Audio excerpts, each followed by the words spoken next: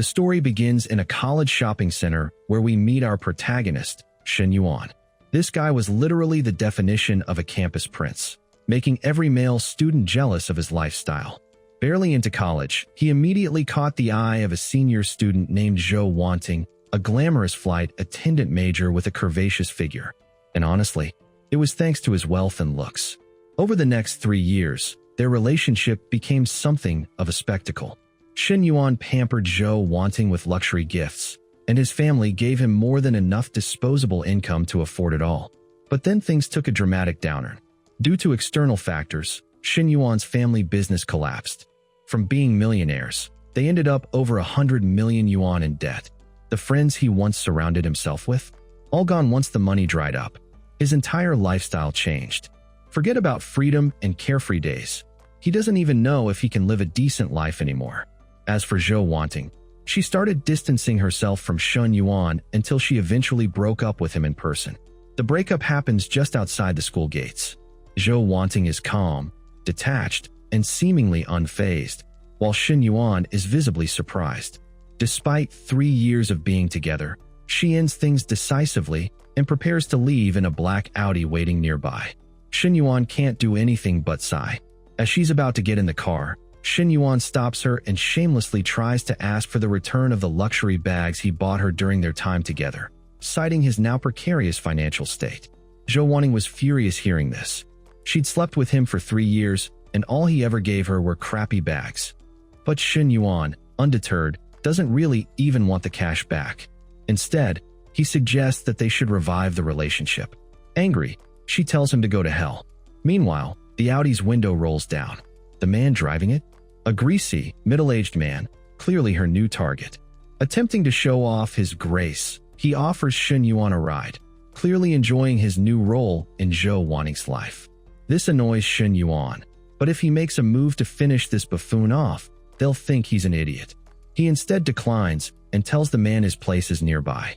He sarcastically tells him that Zhou Wanting is a good girl and that he should take good care of her. Men must give women the best, he says. But just before they drive away, he mockingly lists some of Zhou Wanting's naughty habits. This doesn't sit well with the buffoon, and he angrily drives away. After she leaves, Shen Yuan remains relatively composed. In his own words, both he and Zhou Wanting got what they wanted from their relationship.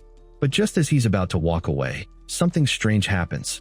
A mysterious system interface suddenly appears before his eyes, the perfect life system.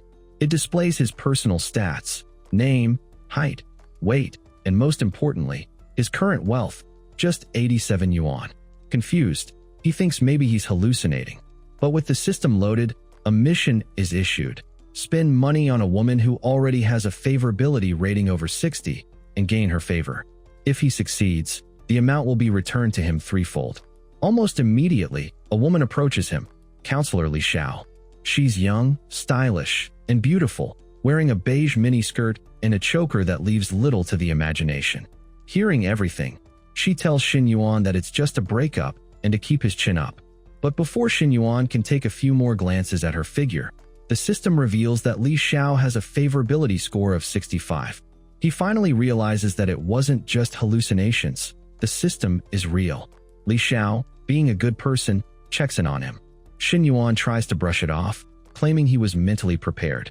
She brings up the scholarship again, something she's mentioned before. It's meant for students from poor or debt-ridden families, and with Shen Yuan's family owing over 1 million yuan, he technically qualifies. But Shen Yuan refuses. He says that a few thousand yuan won't help his situation, and there are classmates worse off than him who need it more. Li Xiao doesn't push the issue. She tells him to reach out if he ever needs anything, even for personal matters like relationship troubles. This kind of gentle concern clearly makes an impression on Shen Yuan. Seeing this opportunity, he decides to test the system. Shen Yuan grabs Li Xiao's hand and offers to buy her a drink. She tries to turn him down, but he insists. After a while, Shen Yuan gives her the drink, and she thanks him. At that moment, Shen Yuan receives a bank notification. He checks it. His account, which should have dropped from 87 to 81 yuan after the purchase, has actually gone up to 99 yuan. A deposit of 18 yuan, exactly triple the amount he spent. That's when it finally hits him. The system is indeed real. As long as a woman has a favorability of over 60, he can spend on them and receive triple the amount back. He's buzzing with excitement. This might be the key to paying off his family's mountain of debt, maybe even climbing higher than he ever did before. He finds a quiet spot under a tree on campus to figure things out. Thinking about it, he still has barely any money. Even with the cash back, a triple return on such a tiny amount isn't much. To really make use of this system, he needs a bigger principal to invest. Sometime later, Shen Yuan comes across a trash bin and finds an expensive-looking knockoff bag. He immediately thinks of Li Xiao. But there's a problem. She's the type of person who would never accept expensive gifts from students. Still, Shen Yuan isn't deterred. It turns out Li Xiao lives directly above him, and he found out by chance after bumping into her once. When he knocks on her door, Shen Yuan hopes she doesn't have a boyfriend. As she opens the door, she emerges in her yellow apron, suggesting she's cooking. He greets her and offers her the bag from earlier under the pretext of gratitude, but Li Xiao declines. As a responsible and ethical teacher, she insists that helping students is simply part of her job. But Shen Yuan insists, saying it's just a knockoff worth barely over 200 yuan. Li Xiao eventually gives in and agrees to keep it, promising to give a return gift in the future. But then a smell from the kitchen reminds her of the food she left cooking, and she rushes off. She invites him to stay for dinner, and obviously, Shen Yuan happily accepts. But his true motive is to spend more time with her and possibly increase his system's cashback rewards. The bag he gave Li Xiao was actually worth nearly 40,000 yuan, and with his system's triple cashback, he just earned nearly 120,000 yuan. After fees and costs, he walks away with a profit of almost 80,000. This is the first time he's made real money through the system, and it excites him. Dinner is served, and the food is impressively well made. Shen Yuan, testing the waters, asks where her boyfriend is. Confused, the professor tells him she doesn't have a boyfriend. Shen Yuan, hearing the good news, quickly offers to help her. Under the pretense of assistance, he deliberately slows things down to shorten the distance between them and raise her favorability. Li Xiao is startled, and the moment becomes intimate. But as he's helping her take off the apron, another person enters. She sees them and shouts, "What the hell are you doing?" She's dressed in a stewardess outfit, complete with a small suitcase and black stockings. Shen Yuan quickly backs off. Li Xiao introduces her as Li Meng. Despite being sisters, the two women are complete opposites. Li Xiao is warm and considerate, while Li Meng is cold, blunt, and extremely guarded. Not wanting to cause further trouble, Shen Yuan makes an excuse to head home early. Li Xiao is confused since he agreed to eat earlier. After he leaves, Li Xiao confronts her sister about her behavior. Li Meng insists that Shen Yuan has bad intentions. Li Xiao tries to explain that Shen Yuan is just her student, but Li Meng isn't convinced. She sticks to her instincts, certain Shen Yuan is pretending to be innocent while hiding inappropriate motives. On his way back, Shen Yuan starts thinking about how to complete the spending task given by the system. Targeting Li Xiao again is likely off the table. Not only is it just a teacher-student relationship, but she also isn't the type to be swayed by material things. Just as he's thinking this through, he bumps into some blonde high-top guy. Shen Yuan looks over his shoulder and recognizes him as Lao Huang. With hands shaking, it turns out that Lao Huang is suffering over his longtime crush, Fang Minhui, going to a movie with another guy, Li Simping. It appears this man is a delusional simp. This is particularly amusing because Lao Huang has never even spoken to her. Shen Yuan finds the whole thing ridiculous. He asks Lao Huang if he actually even knows who she is. As they're talking, Fang Minhui appears, walking in with another classmate. She is stunning. Tall, fair-skinned, long legs on full display with short shorts and a crop top. Her friend isn't so bad herself. Despite going to the movies with Li Jianping yesterday, Fang Minhui didn't stay the night with him. Lao Huang's hope, which had just been extinguished, starts to flicker again. Shen Yuan is already tired of his antics and tunes him out. His eyes wander to Fang Minhui, and in that moment, a favorability score hovers above her head. Chunling shares the news of Shen Yuan's breakup to her friend. Fang Minhui is surprised since she heard they had been together for 3 years. She had once liked Shen Yuan during her first year, but never had a chance. His eyes were only for Zhou Wanting. Chunling claims it's no wonder Zhou Wanting left him. She had always figured Shen Yuan was just a show-off with no substance, and Fang Minhui silently agreed. This causes her favorability toward Shen Yuan to drop rapidly.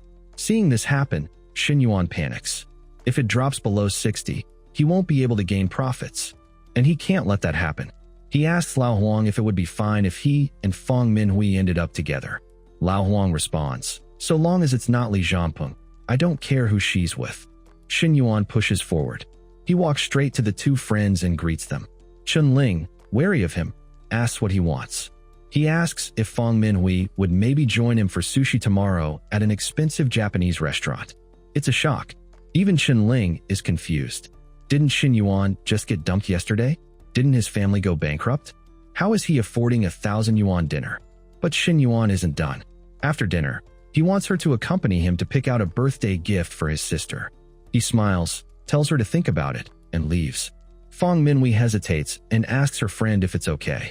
Just yesterday, she went to the movies with Li Zhanpeng, and now she might be going to dinner with Shen Yuan. Chen Ling speculates whether Shen Yuan's family might have bounced back. Maybe he's rich again. But regardless, she tells her friend she'd lose nothing by having dinner with him. The next day, Shen Yuan and Fang Minhui arrive at the restaurant. The server leads them to their room and offers a curated menu. Shen Yuan lets her recommend dishes: sashimi, live eel, foie gras, wagyu fried rice, and matsutake soup. You name it. Fang Minhui kneels down properly, careful because of her long skirt. From where he's sitting, Shen Yuan can't help but notice her figure again. It's a visual he wasn't quite prepared for. His thoughts wander a bit, but he keeps it together, knowing not to move too fast. Trying to stay calm, he busies himself by sipping tea as Fang Minhui sits beside him. She's curious why she was invited out of the blue and if it's really to help pick out a gift for his sister. Though he gives a vague response, the truth is far more transactional. This entire setup is motivated by a system cashback reward. This causes her favorability toward him to drop. Shen Yuan is surprised and wonders to himself why she isn't satisfied with his answer. But he manages to charm his way through by bringing up the time she had been kind to him during training, saying he remembers everything she did for him. That small gesture works wonders. Minhui is touched, thinking Shen Yuan had long forgotten her acts of kindness from 3 years ago. The atmosphere warms up immediately, especially under the soft glow of the private room's lights. Shen Yuan catches a glimpse of her curves, but forces himself to focus and stay composed. After the meal, Shen Yuan goes to the front desk to pay. He pays the expensive bill without hesitation. Fang Minhui is taken aback. Her impression of him soars even higher. In contrast, she becomes annoyed thinking about Li Zhanpeng, who doesn't spend nearly as much despite not being poor. Just then, a notification pops up on Shen Yuan's phone. His bank account has just received over 8,000 yuan. A second deposit follows right after, confirming he's earned over 10,000 yuan from this outing. According to the system, the mission has been a success. Fang Minhui's favorability has increased by 4 points, triggering a bonus on top of the original reward. Shen Yuan glances at Fang Minhui and sees her favorability level rise to 76. With results this profitable, he now considers her a valuable woman worth investing more time and money into. As they leave the restaurant together, Fang Minhui mentions they still have to visit a shopping mall to pick out a gift for his sister. Upon arriving, Shen Yuan sees two familiar faces, Zhou Wanting and her sugar daddy. The sugar daddy glances over and spots Shen Yuan. Zhou Wanting follows his gaze and looks annoyed seeing him. Just the day before, she had dumped him, and now he's out in public with another girl. Shen Yuan tells Fang Minhui to check out other stores instead, but suddenly a voice calls out his name. It's the buffoon. He taunts him, trying to humiliate Shen Yuan for daring to enter an expensive place when he's supposedly penniless.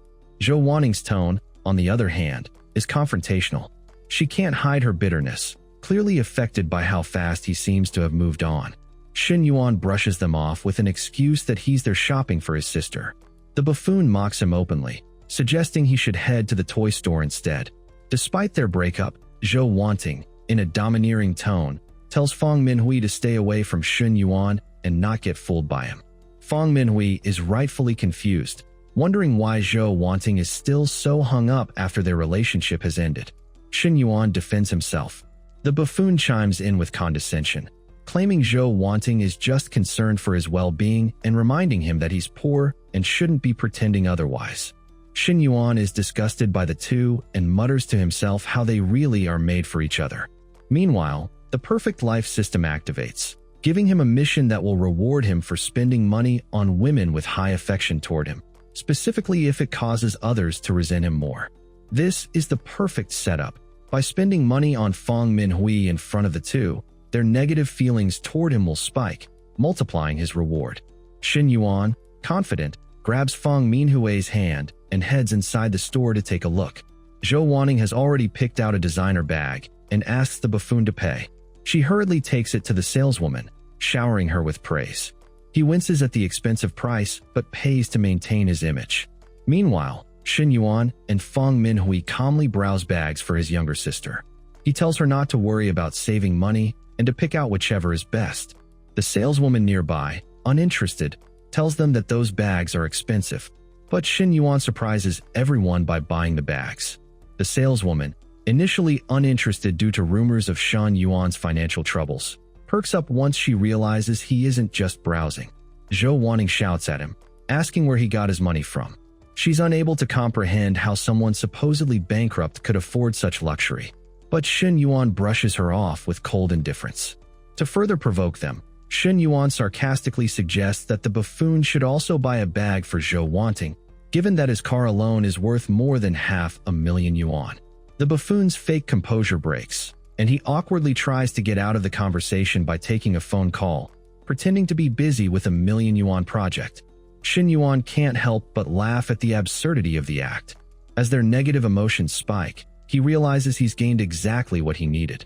The more they hate him, the more valuable it becomes to him. He offers Feng Minhui one of the bags. She's flattered but hesitates. 2 luxury bags in one go is a lot, and she doesn't want to come off as a gold digger. Shen Yuan insists, framing the gift as an apology for letting her witness the embarrassing scene earlier. Just as things seem to settle, the system activates. He's informed that the limited time mission has been completed. His strategy of generating negative value through public humiliation has paid off. Just then, he receives a notification. Over 700,000 yuan has been deposited into his bank account. Shen Yuan sees Minhui as his golden ticket now, so he's making sure to take extra good care of her. As the evening rolls around, he suggests they head back to campus since it's getting pretty late. Even though he's itching to make his move, he knows better than to force things and decides to let everything develop naturally. Minhui gazes at him with obvious fondness in her eyes. Meanwhile, at the boys' dormitory, Li Zhangping's crew is busy hyping him up, claiming he's way better than Shen Yuan as they make their way down the stairs. One of his lackeys suggests they should celebrate and that Li Zhangping should treat everyone to dinner. Li Zhangping spots Shen Yuan heading to his room and thinks his followers should deliberately raise their voices more to make sure he can hear every word. Back in his room, Shen Yuan's roommates are gossiping about Li Zhangping, saying his recent cockiness about Minhui is clearly directed at their dorm room 503. But our boy just smirks and assures them that Li Zhangping's glory days are numbered and that Minhui won't stick with him for long. His roommate mentions that Minhui went to the movies with Li Zhangping the previous night, wondering if they did more than just watch films. Shen Yuan just gives him a look like he's completely clueless. Instead of dwelling on it, he checks his bank balance and considers visiting his family the next day. The scene shifts to his house where we meet his uncle, Shen Yaoda. When Shen Yuan arrives to greet him, his father tells him the adults are having a conversation and he should wait inside. As he heads to his room, he overhears his father desperately asking his uncle for more time, promising to pay back part of the debt once he receives payment for a batch of goods. But Yaoda isn't having it, smugly insisting that partial payment isn't enough and demanding the full amount within the coming days.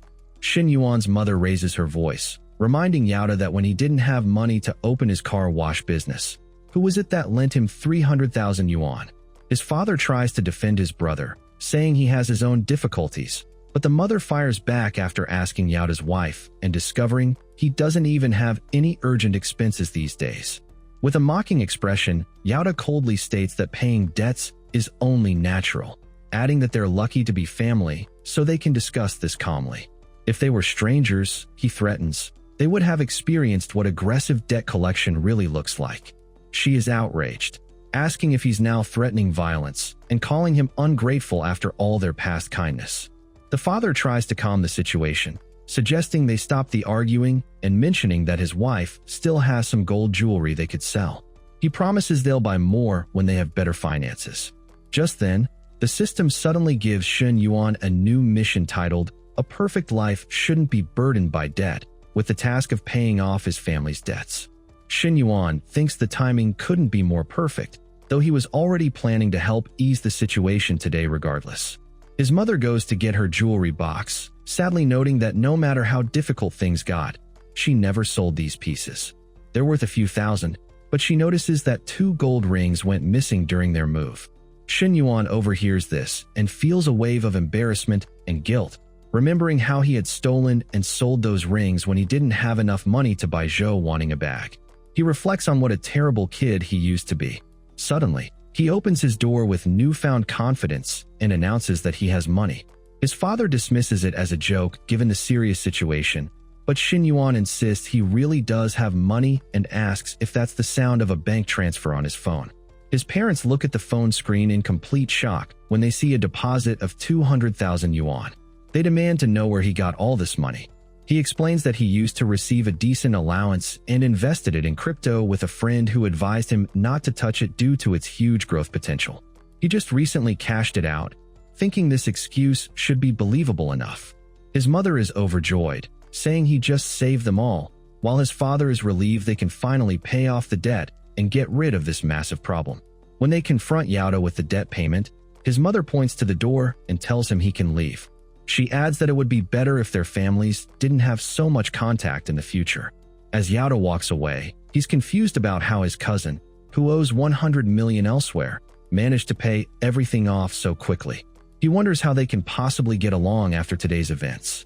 Meanwhile, Shen Yuan checks his balance and receives the system deposit, realizing his net worth has already exceeded 1 million. However, to completely settle all the family debts, there's still a long way to go. The best strategy is to use this capital to generate even more money. He tells his father that he actually still has another portion he hasn't withdrawn yet, around 200,000 yuan, asking if it's needed urgently. His mother suggests they save it for now since the other debts aren't that pressing. His father, looking slightly embarrassed, asks for 50,000 first. Shen Yuan just laughs it off, remembering how he used to act when he would ask for money. The scene cuts to Shen Yuan seeing Professor Li Xiao, who's dressed casually since there are no classes that afternoon. He moves closer and asks if she's free tonight, wanting to invite her to dinner to return a favor. But then Li Ming appears behind her and gives him a deadly glare. He realizes she's like his nemesis and decides he shouldn't mess with her. He quickly makes an excuse about remembering something he needs to do at school, claiming he might not be free tonight as he tries to escape the situation. After he leaves, Li Ming tells her sister that he clearly has bad intentions. Li Xiao responds that it might just be dinner, and even if he had other motives, she wouldn't be able to accept them anyway. As our boy walks away feeling the heat, he remembers how things used to be when he had cars with air conditioning and could comfortably spend time with Zhou wanting. But then he realizes that right now, he has the perfect opportunity to buy a car, and not using the system would just be wasteful. He messages Manhwa asking if she's free that afternoon to check out some cars. She replies that she is indeed free and doesn't have any classes. Back in her room, her friend teases her about already car shopping together, calling it real progress. Manhwa gets slightly embarrassed and insists they're not together yet. Her friend says she's lucky to find such a rich and handsome guy. An hour later, Shen Yuan and Manhwa arrive at a car dealership where a sales agent approaches them asking if they're there to look at cars. The salesman suddenly blushes when he recognizes Manhwa and asks what she's doing there. She turns around and recognizes him as Senior Qin, remembering he was the guy who used to chase after her in high school. When Qin asks who Shen Yuan is, he introduces himself as Manhwa's classmate and says they want to see the M9 model. Qin points them toward the display while thinking to himself that the M9 costs at least 500,000. He judges Shen Yuan's plain appearance and wonders why someone without money would bring a girl here just to show off. This guy starts getting all flustered over Manhwa, thinking she's as beautiful as ever and remembering why she was his goddess back in the day. He convinces himself that he's different now as an elite salesman earning over 10,000 monthly and driving a 200,000 yuan Accord. He figures girls these days are realistic, and someone like him would be their top choice. He then tries hitting on Manhwa, asking if she's free tonight. She looks uncomfortable and says she already has other plans. From inside the car, Shen Yuan asks Qin if he can arrange a test drive. Qin gets annoyed, thinking to himself that he's trying to invite Manhwa, and this guy is interrupting him. He dismisses Shen Yuan as just a loser who's wasting his time. He claims his boss took the test car today, so they can't do a test drive. Shen Yuan stares at him, knowing full well that he saw an M9 at the entrance. If this guy can't arrange it, then someone else should. Instead, he approaches a receptionist and asks for another salesperson since he wants a test drive. That's when a pretty girl introduces herself as Chun Na, another sales consultant, asking how she can help him. Qin's colleague questions why he's letting Chun Na handle his client instead of dealing with it himself. Qin dismisses the situation, claiming he's not in the mood to organize things and doesn't want to waste Chun Na's time. He scoffs at the idea of a student wanting to test drive an expensive M9, calling it absurd. His colleague warns him that he might regret it if the guy actually makes the purchase, but Qin remains skeptical. He's convinced he's just another poor guy trying to show off in front of a girl. Meanwhile, Chen Na professionally explains the car's features to Shen Yuan, who can't help but notice her expertise and stunning appearance that could easily rival Manhwa's. However, his thoughts drift to the darker side of the auto industry and the rumors about saleswomen making questionable deals with male clients to hit their targets. When Chen Na asks about his budget and familiarity with the vehicle, he drops a bombshell. He wants to take the car home that very day. This completely catches her off guard since most clients visit multiple times before making such a major purchase. Here he is, ready to buy without even asking about the price after just one test drive. She explains that they don't currently have any units available in the store, but they can arrange for one to be delivered within a week. Without hesitation, he agrees and decides to place the order immediately. Chen Na is stunned as she processes that this is a purchase worth over 600,000 yuan, and he's committing to it without any hesitation. She informs him that he only needs to pay a 50,000 yuan deposit and heads off to fetch the contract. As she walks away, Qin approaches her asking about her client.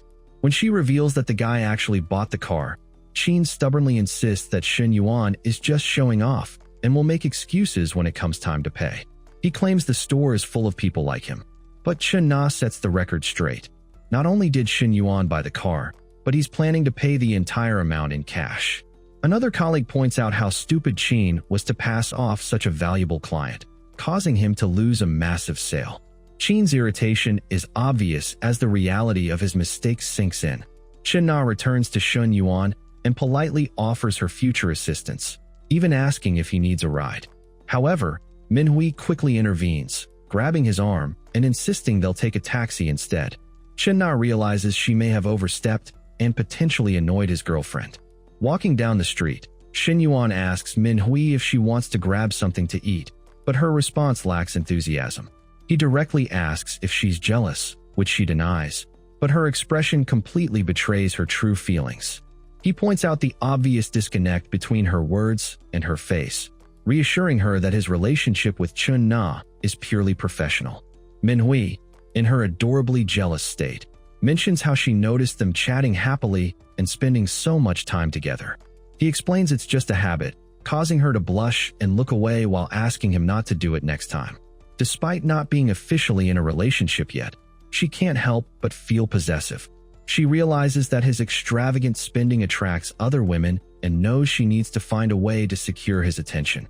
He promises it won't happen again and suggests they grab a meal together before picking out gifts at the mall.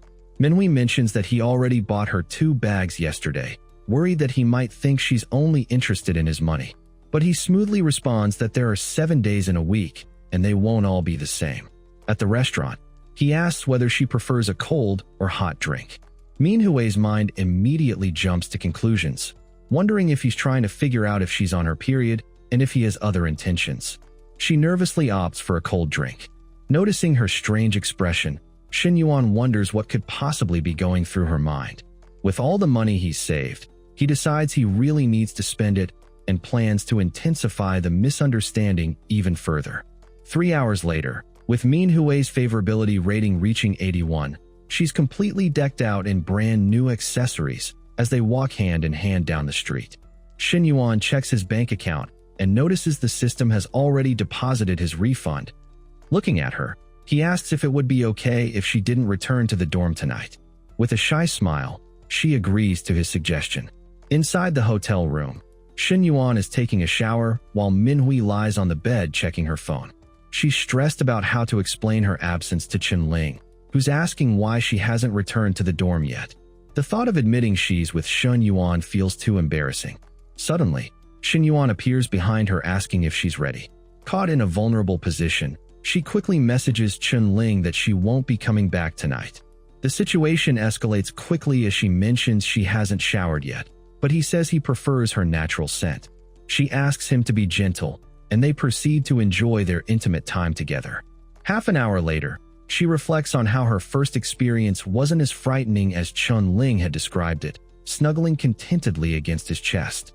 Shen Yuan thinks it felt good but was exhausting, realizing he hasn't been exercising enough. He attributes his fatigue to not having any action for the past 2 months. Just when he thinks they're done, Manhwa surprises him by asking if they can go again.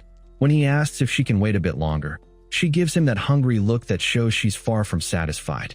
This man is a lucky bastard. Early the next morning, Shen Yuan is feeling pretty satisfied with how things went the night before. He decides it's time to settle all his remaining debts, starting with the biggest one. Looking at his phone, he sees the massive 100,000 yuan he owes to Li Yuhang, the one friend who actually helped him out when everyone else turned their backs on him after his family went broke. His roommate suddenly asks where he disappeared to last night and mentions the class group chat has been buzzing about some dinner party, wondering if he plans to show up. His roommate gets annoyed, knowing that Simping must be behind this whole thing since he just bought a new car and obviously wants to show it off. But Shen Yuan dismisses the idea completely, calling Simping an adorable goofball for being so obvious about his bragging. There's no way he's going to that dinner. Just then, his phone buzzes with a message from someone asking him to come out for dinner and drinks tonight to relax. But before he can even process that, the mysterious system pops up with another task. He wonders if this might finally be something business-related since the timing couldn't be more perfect. He's been trying to figure out what to do with all this money in his account and desperately needs a legitimate income source. The message turns out to be from Yuhang himself, so Shen Yuan quickly replies asking for the location. Meanwhile, at the upscale Nanjing restaurant in a private room, Lin Guangyao is getting impatient while holding onto some girl. He asks Yuhang who exactly they're waiting for. Xia Haijia points out that all the important people are already there, and Zhao Zhengang agrees, adding that important people never show up late anyway. Yuhang tries to calm everyone down, telling them to order some food while they wait since Shen Yuan should be arriving soon. Guangyao immediately starts complaining about why they even invited him, pointing out that his family is completely broke now and he's not part of their social circle anymore. Yuhang shuts him down, reminding him that he's paying for everything tonight, so what's there to complain about? He explains that Shen Yuan is his lifelong friend and their situation is different from everyone else's. Guangyao backs off, saying if he wants to wait, then they'll wait. The girl beside Guangyao starts getting flirty, complaining that even though he won't be her boyfriend, he's always touching her. Guangyao ignores her and asks his cousin Haijia why his girlfriend isn't here yet. Haijia explains she's stuck in traffic but should arrive soon. Internally, Guangyao thinks about how his cousin's family has always depended on theirs for everything. The guy wouldn't even have the right to sit at this table if it weren't for him, so he has no idea what kind of luck landed him such an amazing girlfriend. Finally, Shen Yuan arrives, apologizing for being late and mentioning the heavy traffic as he greets Yuhang. Guangyao immediately starts judging him, smugly thinking that he must have taken a taxi while everyone else arrived in their luxury cars. Surprisingly, Chen Na shows up right after him. It turns out she's actually Haijia's girlfriend. He immediately jumps up to introduce her, proudly explaining that she works at a car dealership and anyone who wants to buy a car should contact her. Deep down, he knows he might not be able to compete with them financially, but he definitely has them beat when it comes to his girlfriend. Chen Na notices Shen Yuan and remarks that he didn't greet her, so she'll just pretend this is their first meeting. About 40 minutes into the dinner, Yuhang brings up the real reason he gathered everyone. He explains that he wants to upgrade the bar he's been setting up, and since they're all his good friends, He's wondering if anyone would be interested in investing together. The total estimated cost is 2.4 million, and he's willing to give up 30% of the shares, which means an investment of around 700,000. He seems slightly embarrassed as he asks what everyone thinks. The entire table goes silent as everyone stares at him. Guang Yao internally scoffs, thinking that Yu Hang's family is already loaded, so why does he need other people's money? He figures it's probably because his previous investments failed and his dad cut off his funding. Zhenggang and Haijia also clearly don't want to participate, and neither does anyone else at the table. Seeing this reaction, Yu Hang realizes that these so-called friends always take advantage of him for free food and drinks, and he always picks up the tab. When they need money, they don't hesitate to ask him, but when Shen Yuan was struggling, they all acted like he was dead to them. He stares down at his drink and asks if anyone has anything to say. Guang Yao finally speaks up, claiming they're not at the point where they need investments yet. Instead, he suggests they could all chip in some money, and if the business makes a profit later, he could pay them back. The other guys immediately curse Guang Yao, thinking to themselves that if he has money to lend, he should do it privately instead of dragging them into it. These idiots all depend on their families and don't even have enough pocket money to spare. Yu Hang realizes he wants to partner with everyone to make money together, but if it's just going to turn into him getting into debt, then there's no point. He completely underestimated these so-called brothers, especially that useless goofball Guang Yao. He puts down his drink and tells everyone that borrowing money is completely different from investing. If no one's interested, then they should just forget he mentioned it. The idiot Guang Yao gets excited, saying that talking about investments and partnerships is pointless anyway. They should just focus on eating, drinking, and having fun. Throughout this entire conversation, Shen Yuan has been completely silent. He's thinking about how he's seen their true faces ever since his family went bankrupt, and he wonders why Yu Hang keeps putting his hopes in these people. They're all parasites who can only waste money thanks to their family's wealth. Disappointed, Yu Hang says that if they just want to have fun, they can go ahead, but he's done for the night. Just as he's about to leave, Shen Yuan finally speaks up, casually asking what would happen if he invested that 700,000. Everyone immediately turns to stare at him. Guang Yao is the first to react, telling him not to joke around because showing off like this makes no sense. Another guy tells him to go to the bathroom and wash his face to clear his head, saying that Yu Hang isn't in the mood for his nonsense. Haijia chimes in with fake wisdom, saying there are things you need to do according to your capabilities and that acting mature doesn't suit him. Guang Yao mockingly points out that he arrived by taxi and offers to pay for his round-trip fare if he wants. Chen Na hears all of this and wonders why everyone thinks he's just showing off. Just yesterday, she witnessed him buy a car worth $500,000. Even though she wants to help defend him, as an outsider, she thinks it might be problematic to suddenly jump in and wonders what she should do. But then Shen Yuan casually tells Yu Hang that he's already transferred the 700,000. Yu Hang quickly checks his phone, and sure enough, there it is, the deposit confirmation staring back at him. Guang Yao asks what happened, and Yu Hang simply shows him his phone screen displaying the transfer. The goofball is completely shocked, unable to believe what he's seeing. Another guy approaches Yu Hang, asking what the message says. Meanwhile, Guang Yao desperately tries to save face by claiming he has urgent matters to handle at home, so he can't stay any longer. Haijia stands up confused and asks what's really going on. Guang Yao tells him he should leave too since his parents are supposedly looking for him. But Haijia points out that's impossible because his parents haven't even contacted him. This pisses off Guang Yao even more, and he thinks to himself that his cousin has absolutely zero tact, but it's not worth starting an argument over. His attention then shifts to Shen Yuan, and he can't help but wonder how this guy suddenly got so much money and why he took a taxi here. He thinks he's just showing off and has stolen all the attention tonight. Zhenggang asks Yu Hang if he can see the message too. After reading it, he immediately tries to escape as well, clearly embarrassed, just like all the other fake friends in their group. Haijia stands there completely bewildered, wondering why everyone is suddenly leaving. Chen Na announces that she and Haijia are also heading out. Outside the room, Haijia confronts Chen Na, asking how she even knows what's happening since she didn't see the message. She reveals that Shen Yuan bought an M9 yesterday and paid in cash. This absolutely shocks him as he grabs her hand in disbelief. Chen Na asks why she would lie about something like that. He steps back and explains he's not criticizing her, but if she knew Shen Yuan was rich again, she should have told him. He says her behavior wasn't right, and that next time she needs to be more honest with him. Chen Na starts walking away and coldly asks what he means by next time.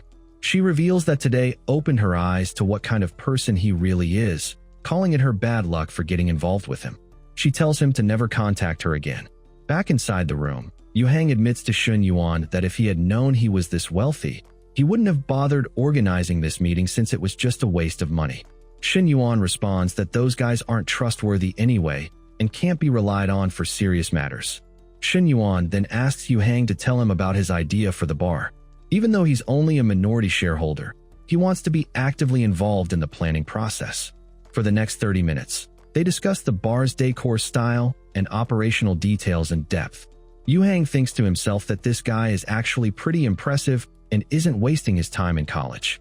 Shen Yuan explains that it's called commercial talent, but they still need to find a proper manager.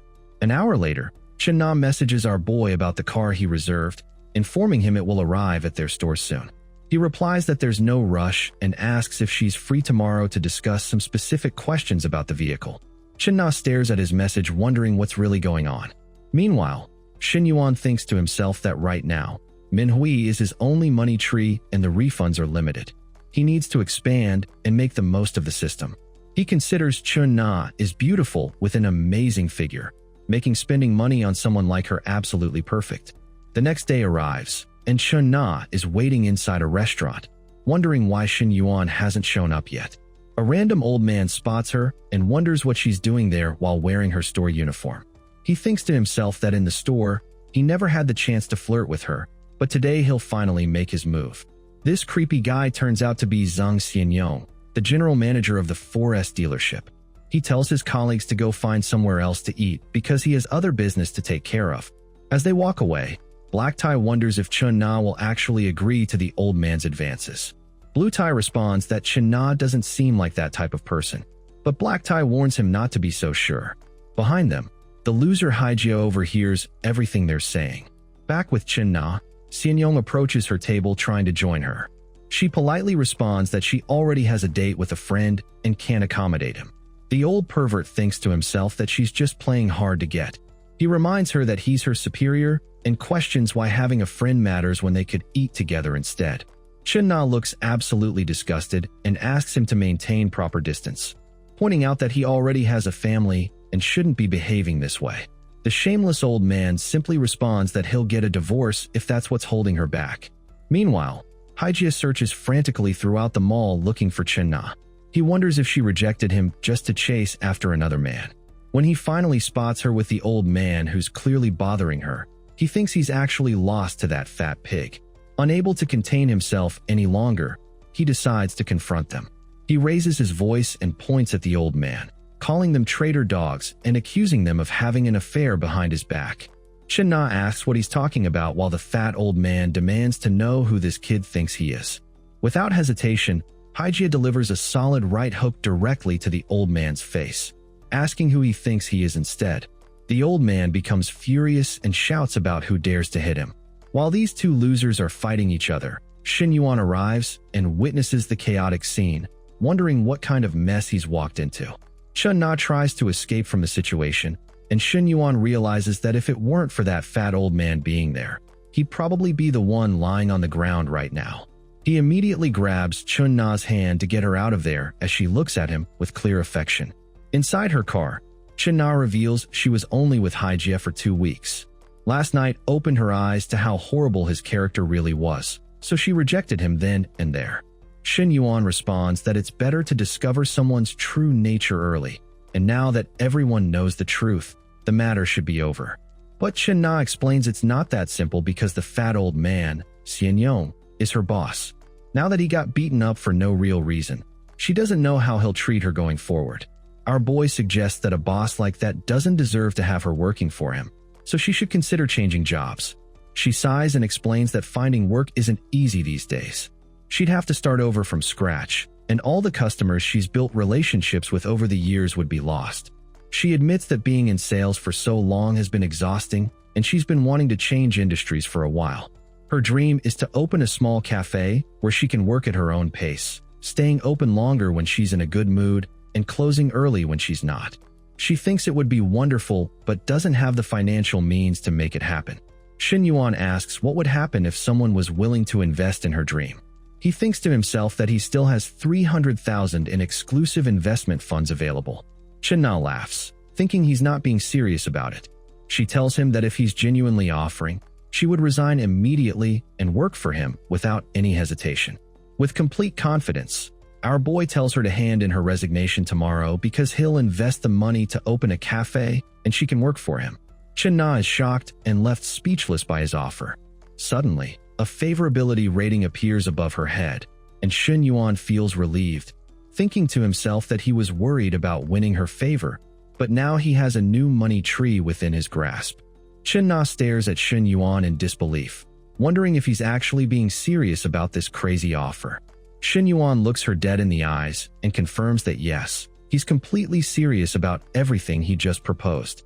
He explains that once the cafe gets up and running, she'll be earning 12,000 a month plus bonuses on top of that. If the business does well for just 3 months, he'll straight up buy her a brand new car. Shen Na's mind starts racing as she processes this deal. No sales pressure, work for 3 months and get a car, plus an annual income that could easily top 300,000. She can't help but wonder if Shen Yuan is planning something more than just a business relationship. Despite how tempting the offer sounds, Shen Na tells him it's not worth doing all this for her. Her mind drifts back to the day they first met along with Manhwa, and she realizes that even though the deal sounds amazing, she doesn't want to become some caged canary, especially not as a third wheel in whatever's going on between Shen Yuan and his girlfriend. But our boy just gives her this knowing smile and tells her not to overthink the situation. He explains that he's planning to open an entire chain of cafes, and this first one is basically just a pilot project to test things out. He assures her that their relationship will be strictly professional, boss and employee, nothing more. She looks away uncomfortably and tells him she needs time to think about it. Right at that moment, his phone buzzes with a message from Manhwa asking if he's free tonight, because she wants to grab some cold drinks together. Our boy reads the message and wonders how Manhwa has so much energy all the time. He quickly types back suggesting they should maybe pace themselves a bit. After sending the message, Shen Yuan tells Shen Na that something just came up and he needs to leave, but she should let him know once she makes her decision about the cafe offer. Later that evening, we find Shen Yuan inside room 808 at the Grand Magnate Hotel. The moment he walks in, Manhwa immediately launches herself at him, telling him how much she's missed him. But as she hugs him tightly, Manhwa suddenly notices something is off. She pulls back and remarks that he smells like another woman's perfume. Shen Yuan quickly sniffs himself and realizes he probably picked up Shen Na's scent during their meeting at the dealership. Manhwa pushes him away and demands to know if he's been running around with other women behind her back. He smoothly pulls her back into his arms and reassures her that she's the only one he has eyes for. He explains that he was just at the car dealership handling some paperwork, and he probably picked up some random girl's perfume while he was there. Manhwa accepts his explanation but warns him that next time he goes anywhere with another girl, he better let her know first. She also tells him to keep his distance from Shen Na specifically. As she tries heading toward the bathroom to shower first, Shen Yuan thinks to himself that this isn't really about being faithful or unfaithful. The system's main task requires him to spend money on the opposite sex and earn it back through refunds. He simply can't afford to stick to just one money tree when he needs multiple sources. He grabs her before she can reach the shower and tells her to wait on that. He starts removing her clothes, and well, you guys already know the drill.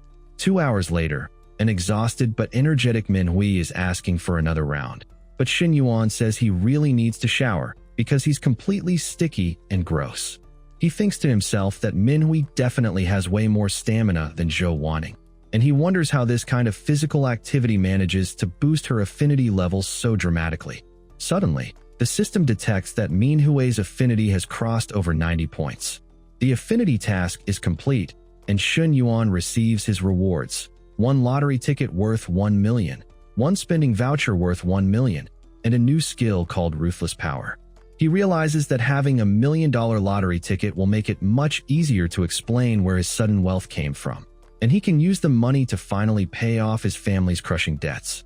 But then he notices the Ruthless Power skill in his inventory and starts wondering if this means he'll be able to completely dominate situations in the future. He looks over at Manhwa with this devious smile spreading across his face, thinking about how he's about to unleash this new power. From now on, she won't be the one controlling him. She'll be completely under his control instead. Our boy activates the skill and immediately feels this massive surge of energy flowing down there. He thinks about how amazing the rewards are for reaching 90 affinity points, and while it'll probably be a long road to get his other girls to this level, he needs to advance step by step. Right now, the most important thing is testing out this new power the system just gave him. He walks directly toward Manhwa, who asks if he's going to shower. With this mischievous look in his eyes, he tells her he's changed his mind about it. And then they start another intense round workout. Meanwhile, the scene cuts to Chen Na lying on her sofa at home, calling her friend Shen Yuan to talk about Shen Yuan. She explains that some guy offered to help her open a store, and after just 3 months of work, he'd buy her a car. She wonders if maybe he's trying to keep her as some kind of mistress, but then again, he already has a girlfriend. Chen Yuan immediately responds that maybe she ran into some kind of scammer trying to trick her. But Chen Na points out that he literally bought an expensive car at their dealership, so he definitely has real money. She mentions that he's only 21 years old, which makes Chen Yuan comment about how he's so young, but already driving luxury cars around. She asks if he's at least handsome, and Chen Na blushes while admitting that indeed, he's a little handsome. Chen Yuan tells her that obviously he's doing all this stuff for her specifically. She points out that he's rich, handsome, and young. What more could Chen Na possibly ask for in a guy? But Chen Na protests that he's younger than she is, but her friend brushes that off by saying, "So what if he's younger?" Chen Na then adds that he also already has a girlfriend, which complicates things. But she just responds that having a girlfriend isn't the same thing as being married. She tells her friend that in this kind of situation, she could easily steal him away from his current girlfriend if she really wanted to. Chen Na asks what the hell she's even saying, but her friend just laughs it off. She remarks that if Chen Na is going to be so indecisive about this amazing opportunity, then maybe she should just pass this rich, handsome guy over to her instead. But suddenly she mentions that her boyfriend just arrived at her place, so they'll have to continue this conversation later, and she hangs up the phone. Chen Na stands alone looking out her window, her thoughts completely consumed by Shen Yuan and the decision she now has to make. But that's where this video ends. Remember to like and subscribe to the channel. Thanks for watching, and I'll see you next time.